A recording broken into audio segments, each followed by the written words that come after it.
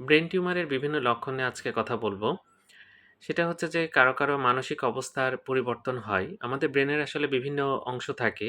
আমরা বিভিন্ন লোব থাকে, ফ্রন্টাল লোব, এরপরে প্যারাইটাল লোব, অক্সিপিটাল লোব এবং টেম্পোরাল লোব। ৪ টা লোব থাকে ব্রেনে।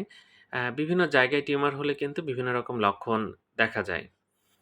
তো যাই হোক কারো ক্ষেত্রে মাথা ব্যাথা থাকে। তবে ব্রেন টিউমারের অনেক রোগীর কিন্তু কোনো মাথা ব্যাথা থাকে না। এটা মাথায় রাখতে হবে।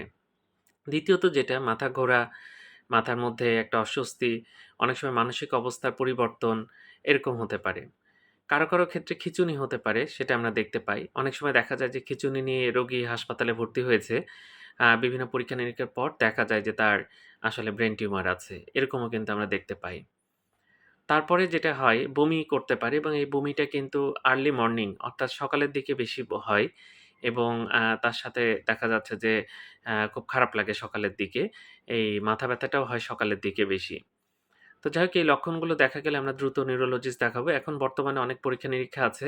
সহজেই কিন্তু এটা ডায়াগনোসিস করা যায়। ধন্যবাদ সবাইকে।